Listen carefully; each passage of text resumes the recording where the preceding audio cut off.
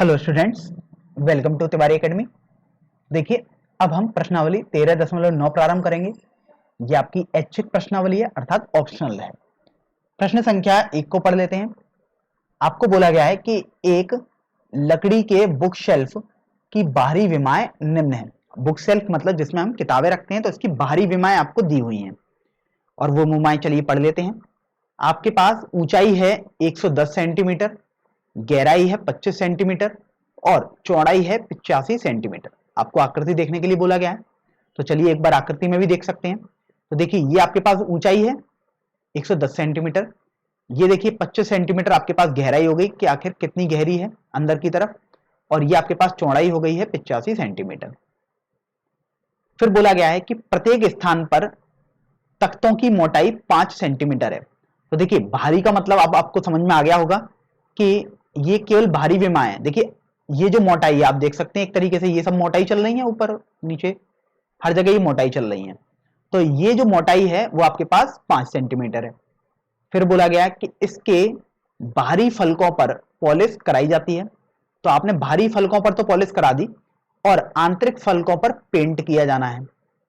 यदि पॉलिश कराने की दर 20 पैसे प्रति सेंटीमीटर स्क्वायर है और पेंट कराने की दर 10 पैसे प्रति सेंटीमीटर स्क्वायर है, तो इस बुक शेल्फ पर पॉलिश और पेंट कराने का कुल व्यय आखिर कितना होगा, ये आपको ज्ञात करना है।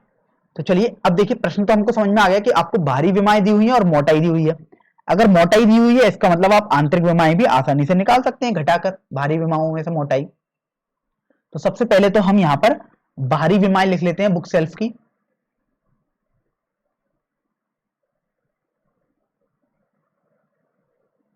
बाहरी विमाओं में देखिए, आपके पास जो लंबाई दी हुई है, लंबाई या आप बोल सकते हैं ऊंचाई जो आपके पास दी हुई थी, वो दी हुई है 110 सेंटीमीटर।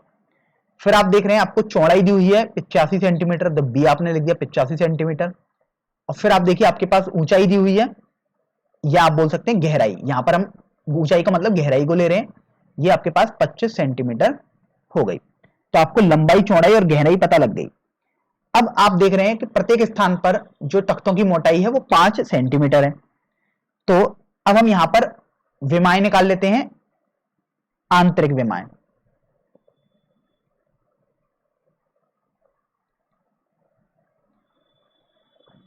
अगर हम आंतरिक विमाएं निकालें तो यहां पर देखिए, अगर हम लंबाई निकालें स्मॉल एल, तो जो 110 सेंटीमीटर है, आप उसमें ये देखिए 110 में देखो ये भी 5 होगा और ये भी तो 5 ही होगा, तो दो बार आपको मोटाई घटानी पड़ेगी। तो 110 तो टोटल थी बाहरी, -5 -5, तो इस तरीके से ये आपके पास 100 सेंटीमीटर आ गई।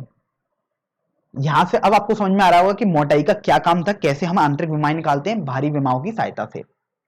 तो देखिए, अब हम चौड़ाई निकालते हैं, अर्थात स्मॉल बी। तो अब चौड़ाई यदि आप निकालेंगे तो देखिए 85 तो टोटल थी बाहरी विमा, मतलब बाहरी चौड़ाई। अब इसमें देखिए ये भी 5 हो गया और ये भी आपके पास 5 होगा। तो इस तरीके से दोनों तरफ से 5-5 आपने हटाया है, तो आपके पास जो आंतरिक चौड़ाई होगी वो 85 -5 -5 हो जाएगी, अर्थात 75 सेंटीमीटर आपके पास आंतरिक चौड़ाई आ गई। अब बात करते हैं कि आपके पास गहराई कितनी होगी। तो स्मॉल एच को यदि हम गहराई बोल दें, तो देखो बाहरी गहराई तो 25 सेंटीमीटर है। अब आप ये देख रहे हो कि अगर आपको गहराई देखनी है, तो आप देखोगे कि जो बाहर की तरफ है उसमें तो कोई भी गहराई नहीं होगी, वो तो दोनों की सतह बिल्कुल समान होगी। लेकिन अंदर की तरफ से यहां पर आप एक के पास एक दीवार होगी, ये आपके पास 5 होगी, तो यहां पर आपको गहराई में बाहरी गहराई से केवल 5 हटाना होगा। तो बाहरी गहराई थी आपके पास 25, आप देख सकते हो कैपिटल एच 25 थी, इसमें से केवल अब आप 5 घटाएंगे, इस बात को आप विशेष ध्यान रखें, तो आपके पास 20 सेंटीमीटर आ जाएगा। तो आपने देखा कि यहां पर आपने बाहरी विमाएं पता थी और आपने आंतरिक विमाएं निकाल ली क्योंकि आपको मोटाई पता थी। अब यहां पर हम देखिए इस बुक सेल्फ का बाहरी पृष्ठीय क्षेत्रफल निकाल लेते हैं, क्योंकि आपको बोला गया है कि बाहरी फलकों पर पॉलिश कराई गई है। तो बाहरी फलकों पर पॉलिश कराई गई है मतलब एक तरीके से घनाभ दिखाई दे रहा है, तो हम यहां पर बाहरी पृष्ठीय क्षेत्रफल निकाल लेते हैं। तो बाहरी पृष्ठीय क्षेत्रफल, अब देखिए बाहरी पृष्ठीय क्षेत्रफल में जहां पर आप केवल पॉलिश कराएंगे वो एक तो पीछे वाला भाग होगा, इसी तरीके से चार भाग तो आपके पास होंगे, ऊपर वाला, नीचे वाला, एक इधर वाला साइड वाला और एक पीछे की तरफ वाला, क्योंकि आगे की तरफ से तो ये बुक सेल्फ खुली हुई है, तो इसका मतलब आपको केवल 5 फलक दिखाई दे रहे हैं। तो अब इन 5 फलकों में देखते हैं कि आपके पास कैसे कैसे आप लिख सकते हैं। तो देखिए, अगर आप देखोगे तो आपके पास, अगर आप 110 को एल बोला था आपने, कैपिटल एल, 25 को आपने कैपिटल एच बोला था और 85 को आपने कैपिटल बी बोला था, तो जो एल और बी है, मतलब एल इंटू बी, वो केवल एक ही होगा, वो पीछे वाली फलक होगी, प्लस बाकी दो दो दो बार होंगे, अर्थात H B plus H L. अब आप यहां पर मान लगा देंगे, तो देखिए एल का मान है, कैपिटल एल का मान 110 और कैपिटल बी का मान है 85, तो 110 इंटू 85 हो गया, plus 2 H B plus H L आ गया, तो एच बी देखो 85 गुणा 25 हो गया, एच एल 110 इंटू 25 हो जाएगा। तो चलिए यहां पर हम कर देते 85 इंटू 25 प्लस 110 इंटू 25। अब हम इनकी गणना कर लेते हैं, क्योंकि अब केवल गणना करना आपके पास रह गया है। तो 110 इंटू 85 करोगे तो ये आ गया 0, 5 और 63, तो 6350 आ गया ये तो आपके पास। अब यहां से आप देखिए, ये आपके पास 9350 आ जाएगा, क्योंकि 88 और 5 93 होते हैं, प्लस 2, 85 का 25 से गुणा करते हैं तो 25 पंजे 125, 12 हासिल के, 25 अट्ठे 200 और 12 212 आ गया, प्लस 110 का 25 से गुणा करेंगे तो ये आ जाएगा 0, 5 और 2750 आ गया बेसिकली। अब देखिए यहां से आप लिख सकते हैं 9350 प्लस 2, अब इन दोनों को हम जोड़ देते हैं, तो देखिए ये आपके पास आ जाएगा 4875, और अब देखिए ये आ गया 9350 प्लस 2 का गुणा इससे हम करेंगे 4875 से, तो देखिए ये आपके पास आ जाएगा 0579। अब हम इनको जोड़ लेते हैं, तो ये आपके पास आ जाएगा, देखिए 0 0 1 19, तो 19100 आपके पास ये बाहरी जो फलक थी उनका क्षेत्रफल आ गया। अब देख लेते हैं कि इनकी विमाएं क्या होनी चाहिए। तो आप देख रहे हैं सब कुछ विमाएं सेंटीमीटर में है, तो यहां पर आपके पास ये सेंटीमीटर स्क्वायर आ जाएगी। तो बाहरी फलकों का पृष्ठीय क्षेत्रफल आपने निकाल लिया 19100 सेंटीमीटर स्क्वायर। अब आप ये देखो कि बाहरी फलकों का आपके पास पृष्ठीय क्षेत्रफल आ गया है। अब हम इन किनारों का पृष्ठीय क्षेत्रफल भी ज्ञात कर लेते हैं, क्योंकि देखिए बाहरी फलकों में तो ये किनारे भी आपके पास आ गए, तो चलिए इन किनारों का क्षेत्रफल हम ज्ञात कर लेते हैं।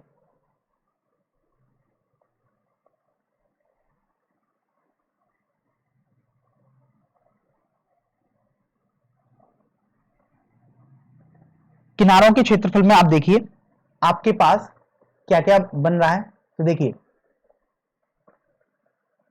75 85 ये टोटल चौड़ाई थी, तो अगर आपने 5 और 5 इधर हटा दी तो आपके पास जो चौड़ाई बची है वो केवल 70 बची है, और सॉरी 75 बची है, 85 में से आपने वो घटाया, तो अब 75 इंटू 5 ये आपके पास बच रहा है।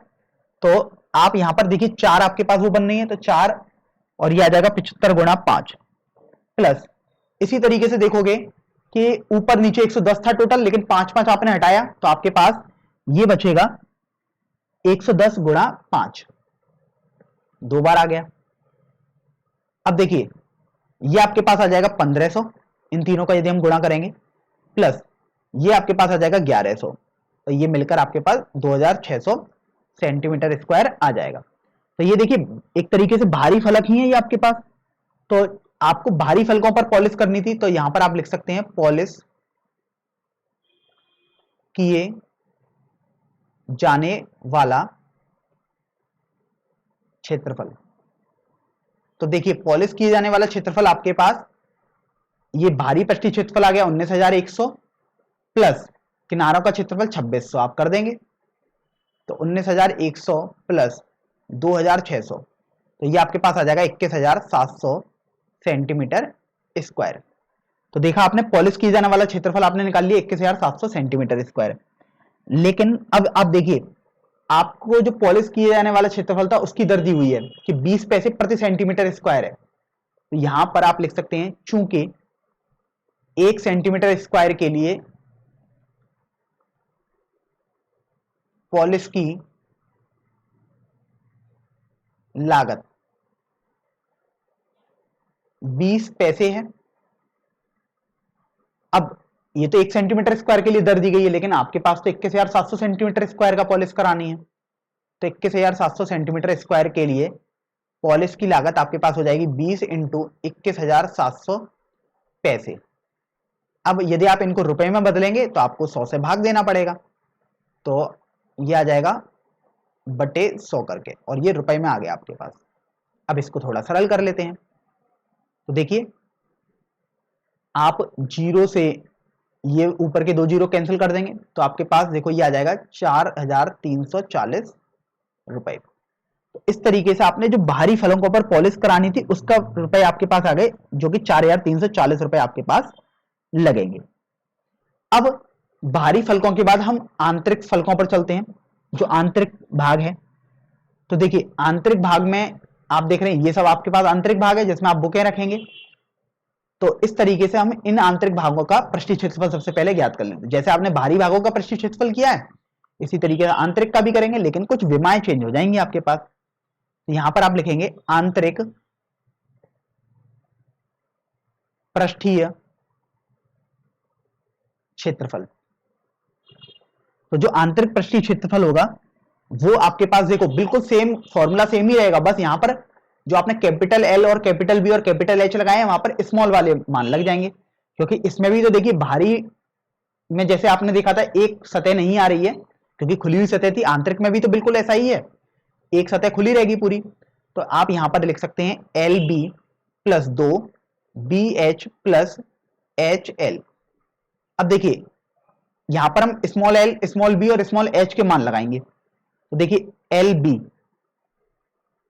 एल का मान 100, बी का मान 75 आप लगा दीजिएगा, तो ये आ जाएगा 100 गुणा 75 प्लस 2, बी का मान 75, एच का मान 20 है, प्लस एच का मान 20 और एल का मान 100 आपने कर दिया। अब आप ये देखो कि 100 का गुणा 75 से करोगे तो 7,500 प्लस 2, 75 का गुणा 20 से करोगे तो 1,500 प्लस 20 का गुणा 100 से करोगे तो 2,000 आपके पास आ गया। देखिए 7,500 प्लस 2, इन दोनों को जोड़ोगे तो आपके पास 3,500 आ गया। अब 2 का गुणा 3,500 से करोगे तो 7,000 आपके पास आ जाएगा, और इनको यदि जोड़ोगे आप तो आपके पास ये आ जाएगा 14,500 सेंटीमीटर स्क्वायर। तो आपने देखा आंतरिक पृष्ठीय क्षेत्रफल ज्ञात कर लिया। अब इसी तरीके से आप देखिए यहां पर आपके पास 2 तख्तों का क्षेत्रफल आपको निकालना होगा। तो अब देखो 85 टोटल है, तो ये 5 जब आपने हटाया तो 75 रह गया, इनटू अब देखो जो आपके पास ये गहराई थी वो 25 थी बाहरी, लेकिन आंतरिक जो गहराई आई थी उसमें से एक मोटाई आपने घटाई थी तो 20 रह गई थी। तो इस तरीके से आप देखेंगे कि तख्तों का क्षेत्रफल हम निकाल लेते हैं।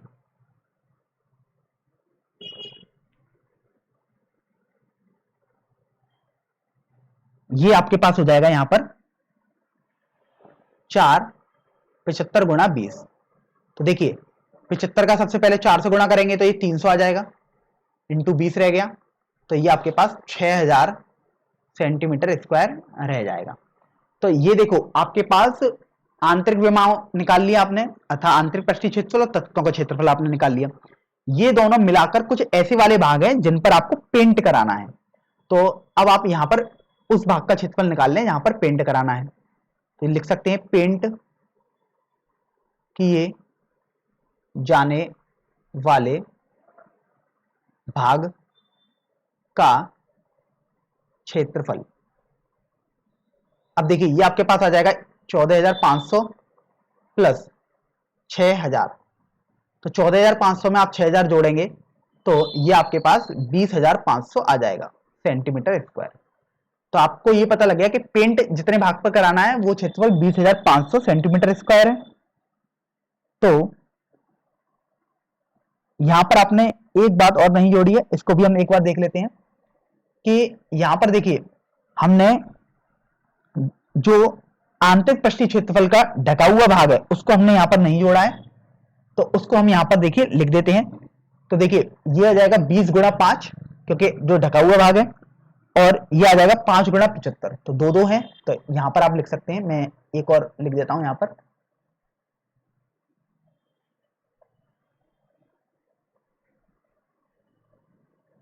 आंतरिक पृष्ठीय क्षेत्रफल का ढका हुआ भाग। आंतरिक पृष्ठीय क्षेत्रफल का ढका हुआ भाग यदि आप निकालोगे तो देखिए वो आपके पास आ जाएगा 4 5 गुणा 20 प्लस 2 5 गुणा 75। इसको मैं लिख देता हूं ढंग से, प्लस 2 5 गुणा 75। तो देखिए ये आपके पास आ जाएगा 400 प्लस ये आपके पास आ जाएगा 750 अर्थात 1150 सेंटीमीटर स्क्वायर। अब आप देखो ये आपने ढका हुआ भाग निकाल लिया आंतरिक पृष्ठीय क्षेत्रफल का। इसमें ढके हुए भाग में आप देखेंगे ये वाला भाग तो बेसिकली ढक गया है, इसमें थोड़ी पेंट हो पाएगा, लेकिन आपने इसमें तो ये काउंट कर लिया है अपने अपने तख्तों के क्षेत्रफल में, तो इसलिए आपको ये वाला भाग घटाना पड़ेगा। तो माइनस 1150 आप कर देंगे। तो इस तरीके से देखिए यहां पर आप इन दोनों को जोड़ा तो आपने 20,500 आ गया, माइनस 1150 कर देंगे तो ये आपके पास आ जाएगा 19,350 वर्ग सेंटीमीटर। तो आपको पेंट किए जाने वाले भाग का क्षेत्रफल आ गया 19,350 सेंटीमीटर स्क्वायर। तो अब देखिए चूंकि अब हम दर देख लेते हैं कि आखिर पेंट करने की दर क्या है। तो 1 सेंटीमीटर स्क्वायर के लिए 10 पैसे लगते हैं पेंट कराने में। तो यहां पर हम लिख लेते हैं चूंकि 1 सेंटीमीटर स्क्वायर के लिए पेंट की लागत ये आपके पास 10 पैसे है, तो इसलिए आपको तो 19,350 सेंटीमीटर स्क्वायर के लिए करना है। तो 19,350 सेंटीमीटर स्क्वायर के लिए पेंट की लागत ये आ जाएगी 19,350 इंटू 10 पैसे। अब आप जानते हैं पैसे को रुपए में बदलने के लिए आप 100 से भाग करते हैं। देखिए यहां पर आपके पास आ जाएगा 19,350 इंटू 10 बटे 100 कर दिया आपने, तो अब ये रुपए में आपके पास बदल गया है। देखिए 2 जीरो आपने यहां से कैंसिल कर दिए और आपके पास आ जाएगा 1,935 रुपए। तो आपके पास वो रुपए भी आ गए कि आखिर कितना रुपया आपको पेंट कराने में लगेगा। अब देखिए आपको बोला गया कि आपको तो कुल व्यय ज्ञात करना है। देखो आपने पॉलिश का अलग व्यय ज्ञात कर लिया, पेंट कराने का अलग व्यय ज्ञात कर लिया, अब आपको कुल व्यय ज्ञात करना है। तो यहां पर देखिए अब लिख सकते हो आप कुल व्यय, और कुल व्यय आपके पास हो जाएगा पॉलिश का व्यय प्लस पेंट का व्यय। अब पॉलिश का व्यय आप देख सकते हो आपके पास, देखिए पॉलिश का व्यय आया है 4,340 रुपए और पेंट का व्यय आपके पास आया है 1,935 रुपए। तो यहां पर आप लिख सकते हैं 4,340 प्लस 1,935। तो चलिए इनको जोड़ लेते हैं, तो ये आ जाएगा 5 7 2 और 6, तो 6,275 रुपए टोटल लागत आपकी आएगी।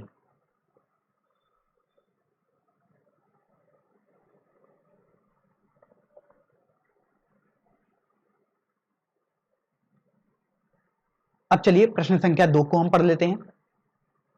किसी घर के कंपाउंड के सामने की दीवार को 21 सेंटीमीटर व्यास वाले लकड़ी के गोलों को छोटे आधारों पर टिकाकर सजाया जाता है जैसा कि आकृति में दिखाया गया है। तो चलिए सबसे पहले हम आकृति में देख सकते हैं यहां पर।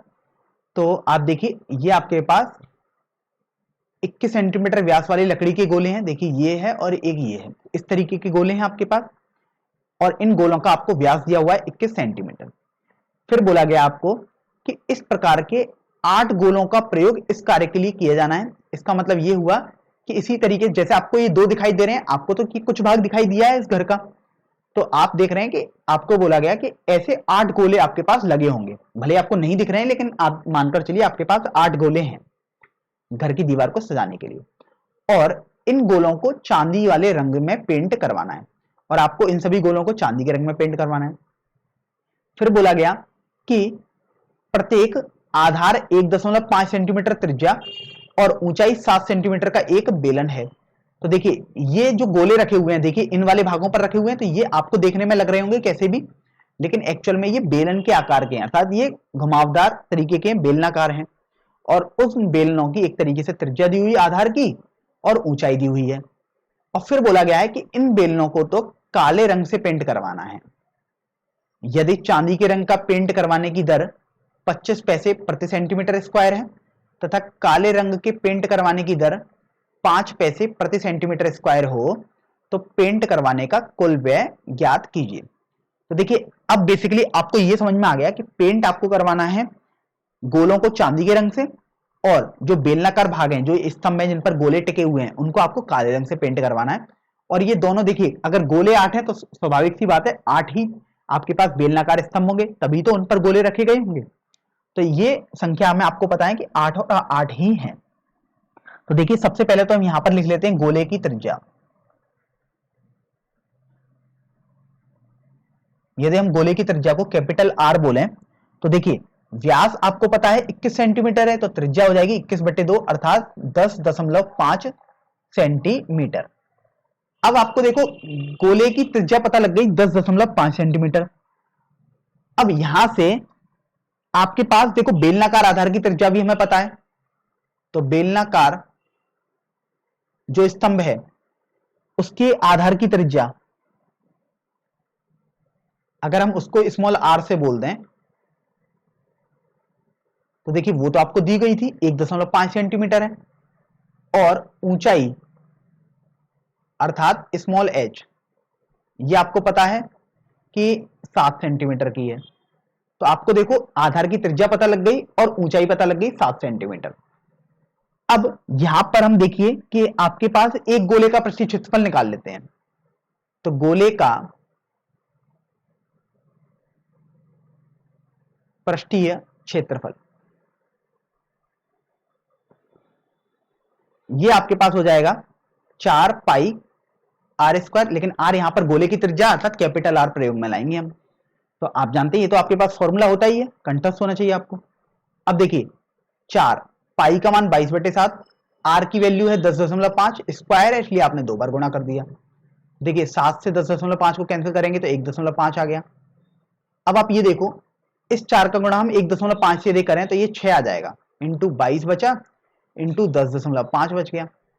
तो अब देखिए हम यहां पर 22 का गुणा 10.5 से करते हैं, देखिए ये आ जाएगा 0 1 और ये 231 हो जाएगा क्योंकि दशमलव यहां पर आपके पास आ जाएगा। अब 231 इंटू 6 भी कर देते हैं, तो देखिए ये आपके पास आ जाएगा 6 8 और 13। तो इस तरीके से आपके पास ये 1386 वर्ग सेंटीमीटर आ गया। ये आपके पास एक गोले का पृष्ठीय क्षेत्रफल आया है। अब देखो आपके पास एक गोले का पृष्ठीय क्षेत्रफल आ गया, लेकिन आप एक्चुअल में देखो जब ये गोला रखा गया होगा, तो मैं आपको यहां पर एक आकृति बनाकर समझाता हूं। ये मान लीजिएगा आपके पास बेलनाकार स्तंभ है, इस पर हम एक गोला रख रहे हैं। तो देखिए गोला आपके पास कुछ इस तरीके से आपने रखा होगा,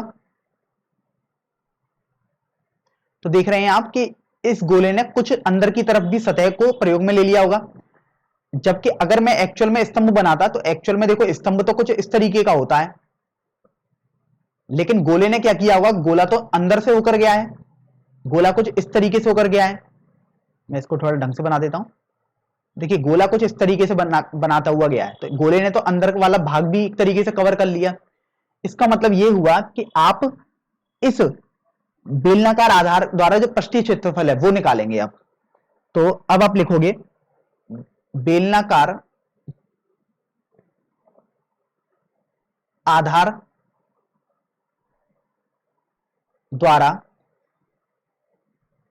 पृष्ठीय क्षेत्रफल का ढका भाग, ये आपके पास हो जाएगा पाई आर स्क्वायर, क्योंकि एक तरीके से इस वृत्त की त्रिज्या लिखनी है आपको। अब आप मान लगाएंगे, तो देखिए पाई का मान आपने लगा दिया, ये आ जाएगा 22/7, आर 1.5 गुणा 1.5 हो जाएगा, क्योंकि आर अब आपको इस बेलनाकार आधार की त्रिज्या वाली है, 1.5 आपने लगा दिया। अब देखिए सबसे पहले हम 22 का गुणा 1.5 में करते हैं, तो ये आ जाएगा 0 और ये 33, तो 330 और ये दशमलव लगाए तो 33 बचा, 1.5/7 आपके पास आ गया। अब देखिए 33 का गुणा हम 1.5 में करेंगे तो ये आ गया 5 और ये 49.5/7 आ गया। इसको सॉल्व करोगे तो ये आपके पास आ जाएगा 7.07 सेंटीमीटर स्क्वायर। इसका मतलब ये हुआ कि एक्चुअल में एक गोले का जो पृष्ठीय क्षेत्रफल था वो तो 1386 हो गया। अब बेलनाकार आधार द्वारा पृष्ठीय क्षेत्रफल का ढका हुआ भाग आपके पास 7.07 हो गया। अर्थात अब आप देख रहे हो कि एक्चुअल में जो चांदी के रंग से पेंट किया हुआ भाग है वो 1386 में से आप इसको घटा देंगे। तो यहां पर आप लिखिएगा एक गोले का चांदी के रंग में पेंट किए जाने वाला कुल क्षेत्रफल। अब ये देखो आपके पास हो जाएगा 1386 माइनस 7.07। तो देखिए ये आपके पास आ जाएगा यहां से 1378.93 वर्ग सेंटीमीटर। तो ये आपके पास एक गोले का क्षेत्रफल आ गया जितना कि आपको चांदी का पेंट करना है। लेकिन आप तो जानते हैं आपके पास 8 गोले हैं, तो इसलिए 8 गोले का चांदी के रंग में पेंट किए जाने वाला कुल क्षेत्रफल आप निकालोगे तो आप 8 का गुणा कर दोगे। तो 8 गुणा 1378.93 आपने किया। तो देखिए अब आपके पास ये आ जाएगा, 8 से गुणा करेंगे तो देखो 4.1311। तो इस तरीके से आपके पास आ गया ये 8 गोलों का क्षेत्रफल जिनमें चांदी का पेंट करना है 11,031.44 वर्ग सेंटीमीटर। तो ये आपके पास वो क्षेत्रफल आ गया जिस पर चांदी का पेंट करना है।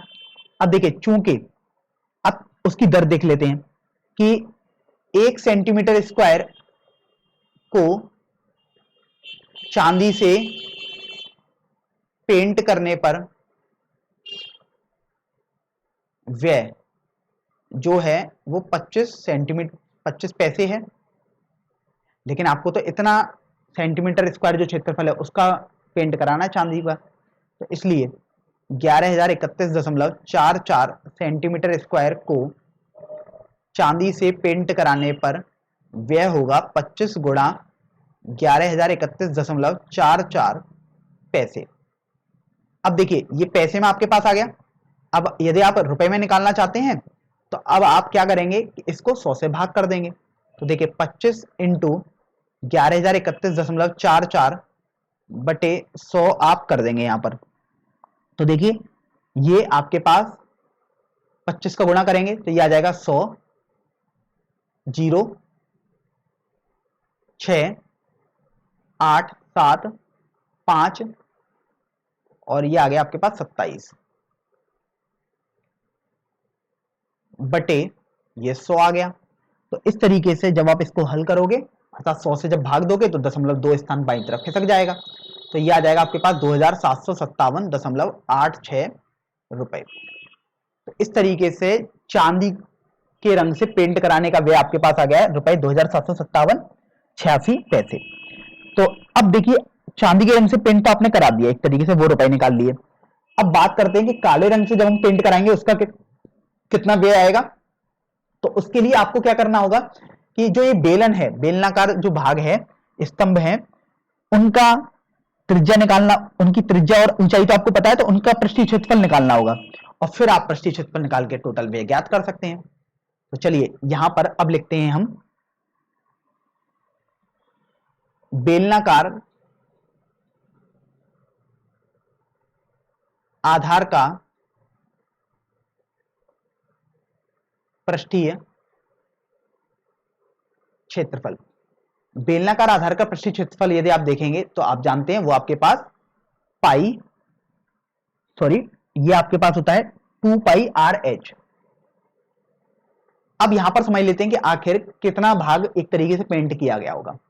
तो अगर मैं बेलनाकार आधार को कुछ इस तरीके से आपके सामने बना दूं, स्तंभ जो है आपके पास मान लीजिए कुछ इस तरीके से आपके पास। अब यहां पर देखो जो ऊपर वाला ये आपके पास बेलनाकार भाग था, ये आधार वाला भाग हो गया बेलनाकार। अब जब आपने इस पर गोला रखा तो स्वाभाविक सी बात है, गोला तो आपने कुछ इस तरीके से ऐसे रखा है, और आप देखो जब आपने इन स्तंभों को रखा होगा, यहां पर लगाया होगा इन बेलनाकार भाग को, तो इसका मतलब ये लगाया होगा कुछ इस तरीके से। जो ये इसका गोला वाला भाग है, मतलब जो इसका वृत्ताकार भाग है, वो तो जिस जहां पर भी आपने जैसे किसी दीवार पर इसको लगाया मान लीजिएगा, तो ये वाला भाग भी हट गया होगा। तो जो आप पेंट करा रहे हैं वो केवल ये घुमावदार भाग पर ही करा रहे हैं, अर्थात पृष्ठीय क्षेत्रफल ही आपको निकालना होगा। तो आप इसमें अलग से ये इनको नहीं जोड़ेंगे, क्योंकि ये वाले भाग तो एक तरीके से ढक गए होंगे, इनको तो पेंट कराने का कोई मतलब ही नहीं है, तो अंदर ढक गए होंगे। तो देखिए 2 पाई का मान 22/7। अब देखिए स्मॉल आर और स्मॉल एच, तो स्मॉल आर है आपके पास 1.5 और स्मॉल एच है 7। तो देखिए यहां पर 1.5 कर दिया और स्मॉल एच 7 हो गया, तो 7 से देखो ये 7 कैंसिल हो जाएगा। अब देखो 2 का गुणा 1.5 में करेंगे तो 3 आ गया इंटू 22, तो अब ये आपके पास 22 गुणा 3 66 सेंटीमीटर स्क्वायर आ जाएगा। तो इस तरीके से आपने एक बेलनाकार आधार का पृष्ठीय क्षेत्रफल ज्ञात कर लिया। तो यहां से आपको पता लगा कि एक बेलनाकार आधार का काले रंग से पेंट किए जाने वाला क्षेत्रफल, यह आपके पास आ गया 66 वर्ग सेंटीमीटर। लेकिन आप जानते हैं चूंकि 8 गोले थे, इसका मतलब 8 बेलनाकार भाग होने चाहिए, तभी तो आप उन पर गोले रख पाएंगे। तो इसलिए 8 बेलनाकार आधार का काले रंग से पेंट किए जाने वाला क्षेत्रफल आपके पास आ जाएगा 8 गुणा 66। तो 8 गुणा 66 यदि आप निकालोगे तो देखिए अब आपके पास ये हो जाएगा 8 × 48, 4 हासिल के और ये 52, तो 528 वर्ग सेंटीमीटर आ गया। अब देखो आपके पास ये टोटल क्षेत्रफल आ गया जिस पर आपको काले रंग से पेंट कराना है। अब हम दर लिख लेते हैं। तो चूंकि आपके पास दर दी हुई थी 5 पैसे प्रति सेंटीमीटर स्क्वायर, तो 1 सेंटीमीटर स्क्वायर के लिए काले रंग के पेंट का व्यय आपको दिया गया था 5 पैसे है, लेकिन आपको तो 528 सेंटीमीटर स्क्वायर के लिए व्यय निकालना है, तो इसलिए 528 सेंटीमीटर स्क्वायर के लिए काले रंग के पेंट का व्यय आपके पास हो जाएगा 528 गुणा 5 पैसे, और यदि आप इनको रुपए में बदलना चाहते हैं तो आप 100 से भाग कर देंगे। तो देखिए ये आ जाएगा 528 गुणा 5 बटे 100 रुपए। तो देखिए सबसे पहले हम 5 से गुणा करते हैं, ये आ गया 0, 4, 26, तो 2640 बटे 100। देखिए अब आपके पास एक जीरो से एक जीरो तो कैंसिल हो गया, और 10 से भाग देना मतलब 1 अंक पहले खिसक जाएगा, तो 26.4 आपके पास आ जाएगा रुपए में। तो इस तरीके से आपने काले रंग से जितना पेंट हुआ उसका व्यय भी ज्ञात कर लिया, जो कि 26.4 रुपए आया, अर्थात 26.40 रुपए आ गया। अब देखिए प्रश्न में आपको बोला गया कि आपको तो पेंट करवाने का कुल व्यय ज्ञात करना है। कुल व्यय में आपके पास चांदी के रंग के पेंट करने का व्यय भी आ गया और काले रंग का पेंट करने का व्यय भी आ जाएगा। तो इस तरीके से अब आप यहां पर लिख सकते हैं कि कुल व्यय में देखिए चांदी के रंग से पेंट करने का व्यय आ जाएगा, जो कि आपके पास है 2757.86 प्लस काले रंग से पेंट करने का व्यय भी आ जाएगा, जो कि आपके पास है 26.4, या बोल सकते हैं 26.40 रुपए।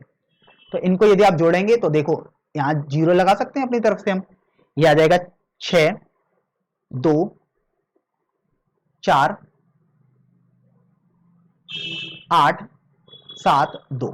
तो आपके पास कुल व्यय जो होगा वो आ जाएगा 2784 रुपए 26 पैसे।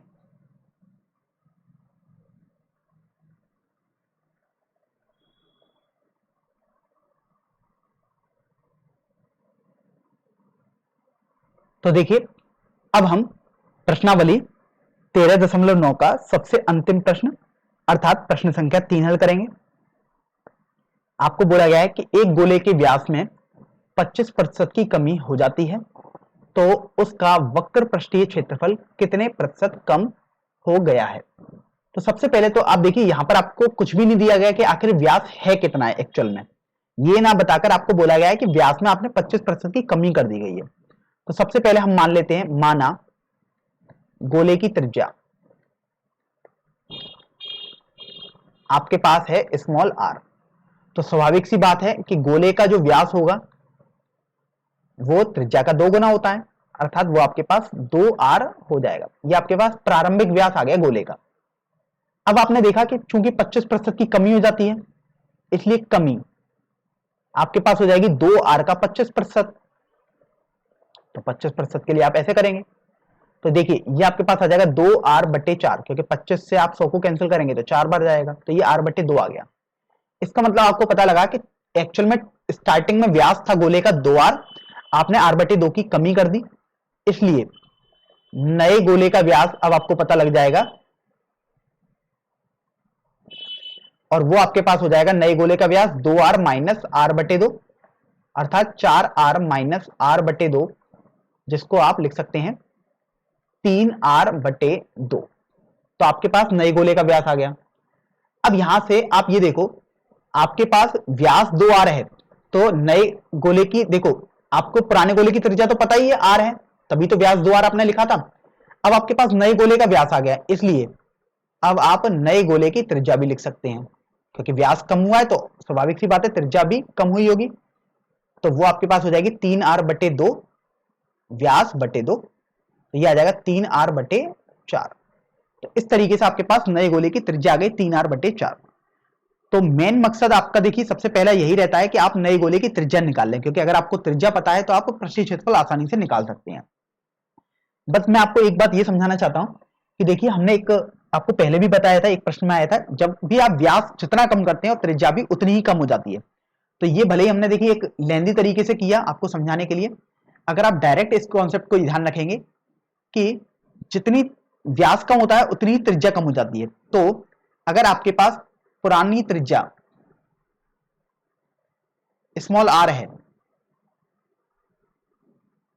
तो जो नए गोले की त्रिज्या आएगी, अर्थात नई त्रिज्या जो आएगी, वो आर में से आप आर का 25% घटा दोगे, उतने के बराबर आनी चाहिए, क्योंकि हमने इसमें इस कॉन्सेप्ट का यूज किया है कि जितना व्यास कम होता है उतना ही त्रिज्या कम हो जाती है। तो देखिए आर माइनस आर का 25%, अर्थात आर इंटू 25/100 आ जाएगा। देखो 25/100 मतलब r/4 आ गया, तो r माइनस r/4 बराबर 3r/4 ही आपके पास आएगा। तो आपने देखा इस कॉन्सेप्ट का यूज, कि यहां से आपको ज्यादा मेहनत नहीं करनी पड़ी, आपने सीधे r से कम किया उसका 25%, तो 3r/4 आ गया। यहां पर भी 3r/4 ही आया कॉन्सेप्ट, बस हमने यहां पर ये लगाया है कि व्यास भी उतना ही कम होता है जितनी त्रिज्या कम होती है। तो नई त्रिज्या आपके पास आ गई है, पुरानी त्रिज्या आपको पता है r है, तो इसलिए अब आप पुराने गोले का पृष्ठीय क्षेत्रफल निकाल लेंगे।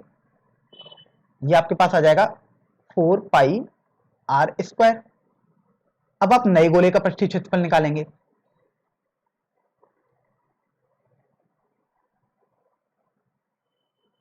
और ये आपके पास आ जाएगा 4π, अब r की जगह आप 3r/4 लगाएंगे का होल स्क्वायर। तो अब देखिए स्वाभाविक सी बात है कुछ ना कुछ कमी हुई होगी, इसलिए पृष्ठीय क्षेत्रफल में कमी आपके पास हो जाएगी 4πr² माइनस 4π 9r² / 16। अब देखते हैं ये कैसे आया 9r² / 16। तो देखिए अगर हमने इसका वर्क करेंगे 3r/4 का, तो यही आपके पास आएगा। देखिए 4π आपने ओवेनिश ले लिया, तो आपके पास आया r² माइनस 9r² / 16। तो देखो ये हल करने पर ये आ जाएगा 7r² / 16। तो आप इसको लिख सकते हैं 4π गुणा 7r² / 16। आप चाहो तो थोड़ा सरल भी कर सकते हो, ना भी करो तब भी कोई दिक्कत नहीं है, क्योंकि अभी आप देखेंगे तो ये कैंसिल आउट हो जाएंगे आपके पास।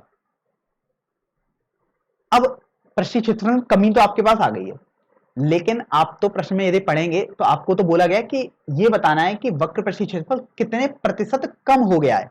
यहां पर आपको प्रतिशत में कमी पूछी है, तो सबसे पहले तो ये ध्यान रखें, कुछ छात्रों को इसमें संदेह रहता है कि आखिर प्रतिशत में कमी किसके रेस्पेक्ट में, अर्थात किसके सापेक्ष में निकालनी है, तो इसलिए प्रतिशत कमी।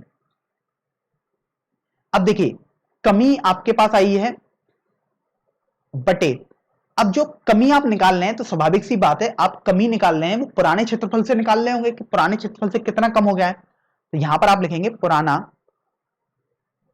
गोले का पृष्ठीय क्षेत्रफल और इंटू 100 कर देंगे तो आपके पास प्रतिशत में आ जाएगा। तो यहां पर अब देखिए मान लगा देंगे, तो जो कमी है आपके पास अर्थात जो अंतर था वो आया है 4 पाई गुणा 7r² बटे 16 बटे पुराने गोले का पृष्ठीय क्षेत्रफल आप देखोगे तो वो आपके पास हो जाएगा 4 पाई r², हमने आपको समझाया इंटू 100 आ गया। तो देखिए 4 से ये 4 कैंसिल हो गया और पाई से ये पाई कैंसिल हो जाएगा, तो आपके पास ये बचेगा 7r² बटे, देखो r² तो यहां पर भी है और 16 यहां पर आ गया, इंटू 100 आ गया। देखिए r² से r² कैंसिल हो गया आपके पास। अब आपके पास देखिए ये बचेगा 7 बटे 16 इंटू 100। अब देखिए 7 इंटू 16 से यदि आप इसको कैंसिल करोगे तो देखिए 16 इंटू 6 मतलब 96, 2 5 तो 6.25 आ गया। अब आप इसका गुणा कर दोगे तो 7 पंजे 35, 3 7 और ये 43, तो 43.75 आपके पास आया है। और ये जो आया है वो प्रतिशत में एक तरीके से आपके पास आया है क्योंकि आपने तो प्रतिशत में ही निकाला है। तो इस तरीके से आप बोल सकते हैं कि जब आपने व्यास को 25% कम किया तो उनके पृष्ठीय क्षेत्रफल में 43.75% की कमी हो जाएगी।